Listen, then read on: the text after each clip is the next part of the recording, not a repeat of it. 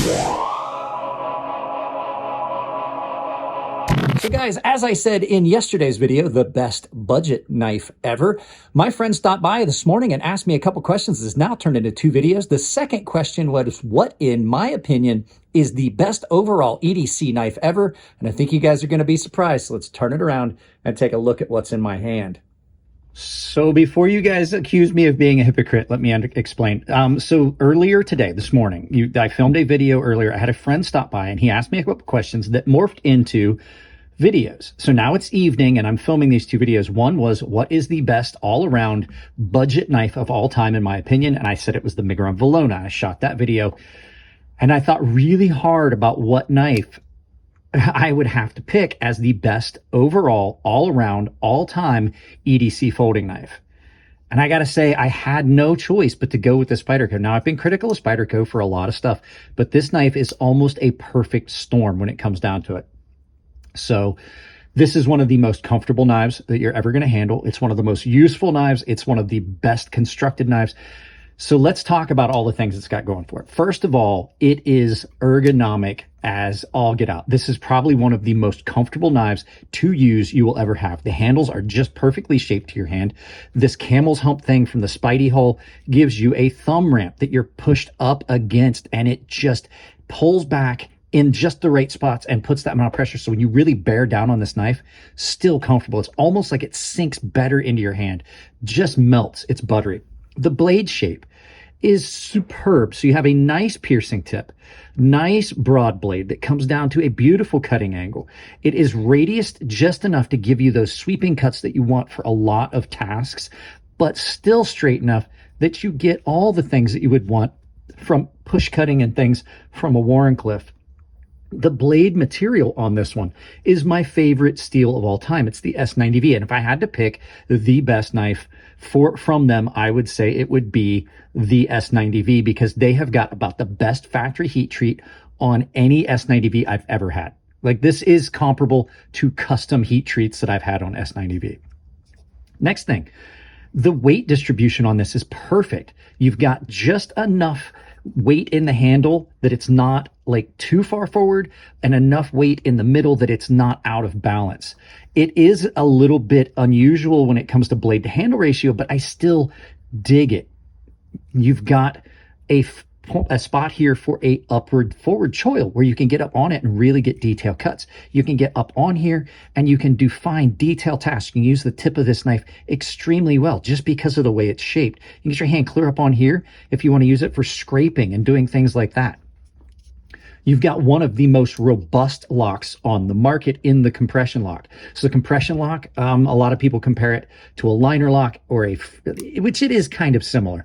It's like a reverse frame lock, but what you have is that piece is completely enclosed between that pin and the cutout in the blade where the lock goes. So your lock is actually pinched in between there, which means that it's not like a lot of other locks where it could just like slip off. No, you would have to break the face off the lock, break the face off the lock tang of the blade, or break that pin for this lock to fail. But it acts a lot like a button lock because it has a super free action, which means that you've got insane action on that. The rollout on this, the deployment on Spyderco's is amazing with this Spidey hole. This one is really well done. It Spidey flicks really well, and it's slow roll. So you're not like, you don't have one of those snappy detents that you're breaking past that just means you have to thumb flip it. You can slow roll it. It is awesome like that, but there's enough detent that you can flip it if you want. The blade grind on this is superbly done. Now, it is a little thicker than some knives, but the blade grind is done really well, and it's brought back to a nice wide bevel that lays that back, and I resharpen it back to an angle that is really, really good. The grind on it is a full flat grind, so you don't have any area here where you're going to transition into a wider spot abruptly like a saber grind or a partial flat grind. It comes up the entire way, which means you have so much less friction. The pocket clip, Spyderco pocket clips are great if they're positioned properly. This one is really, really good. It's in a good spot. And Spyderco is a company that gives you a ton of options. You got tip up, tip down, left, right, all those things. And then The jimping on this knife is perfect. The jimping on it is perfect. Here and here. When you pinch in on that, you're going nowhere.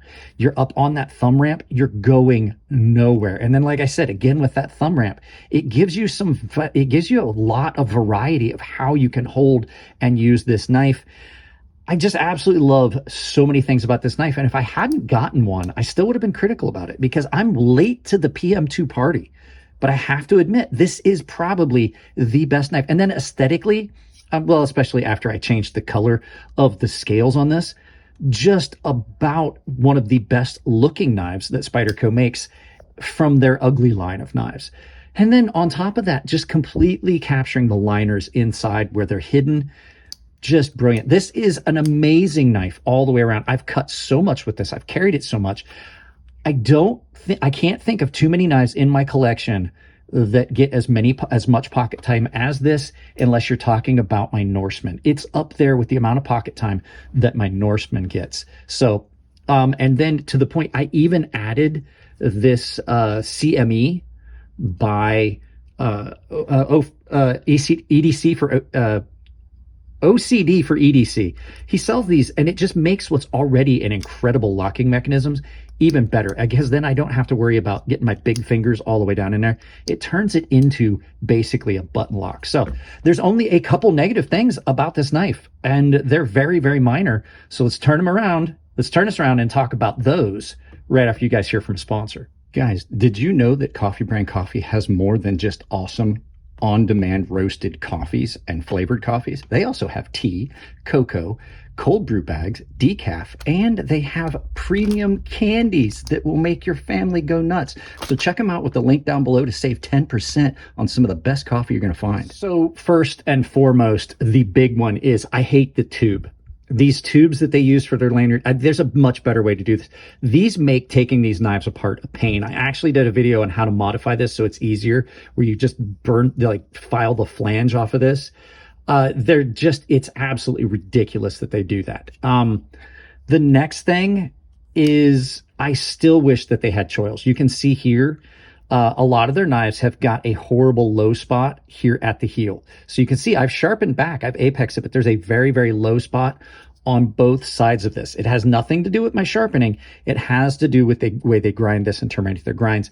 This probably will eventually wind up with a choil on it, a little sharpening notch, just not so much that I care about the way that looks, but to keep me from bashing into stone so I can terminate my sharpening a little bit further back. Because on these ones that do have the finger choil or the finger guard, like a forward finger area, you're going to slam into your stones with that piece right there. The next thing that I don't like about it is the blade to handle ratio. And that would be the last thing. Like, those are very minimal things from me. It's kind of out of sorts with itself. You can see there's much more handle than there is blade. And I think it comes back to using this tube. They could have crammed a bit more blade in here. They could have dropped the closed angle down a little further and then brought more blade down towards this, and then not given up anything on the straightness and the way that blade addresses the handle, but giving you more blade. You could have added a good, maybe that much more blade, and it would have been not quite as unusual looking when it comes to the blade to handle ratio, because when you look at the size of the handle and then you've got this area here, you don't have as much cutting length on this knife as it would appear you need. And I think even maybe taking this out and grinding this back a lot more like the Police model or the Endura would have been a lot better for this knife. I'm on the fence with that because I do like that. But all in all, like I said, this is probably the most perfect knife that Spyderco has ever came out with, and I absolutely love it. So guys, that's it on this one. Let's turn us around and do some final thoughts. Guys, can't go wrong. Spyderco nailed it with this one. I think this is probably one of my favorite knives of all time. This spends way more time on my pocket than I ever expected any Spyderco to. It's replaced my favorite Spyderco ever, the Police. It's definitely replaced it as my favorite. I love the Spyderco Police. I love a lot of the Spyderco models. This is just such an incredibly good knife. It is, in my opinion, the GOAT of EDC folding knives. So with that being said on this one, guys, I love you all.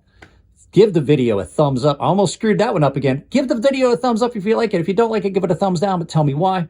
Support my sponsors down below. It supports the channel. You save 10% by using my link at Coffee Brand Coffee and Tempered Trail. You can also save 40% over at Beyond EDC by using my coupon code CrazySharp, all one word, all lowercase. 40% site-wide. That also will save you 10% at Rosecraft Blades and Fair and Forged Knife Works. You can also support the channel by checking out my affiliate links down below. I have got most of your major vendors, Blade HQ, Knife Shop Free, GP Knives. Those ones are down there, but I also have individual companies, anything from Artisan all the way down to Civivi, Kaiser, and Concept. So QSP now as well. So check them out. If you can buy knives, use those. If you can buy anything on Amazon, please use my Amazon storefront. There's a link to that down below. Take that link, pin it to your browser, use that for any Amazon shopping you're going to do. Check out the public Discord. There's a spot down below that says join the community. That's free, but I have got a paid membership that has its own private Discord. I do giveaways for those guys. I do exclusive content, and the premium guys have got a sharpening tutorial series that is available to them behind that paywall. Guys, that's it on this one. I love you all. Keep it clean in the comment section. Please don't call me a hypocrite too much. I love you all, and I'll see you in the next video.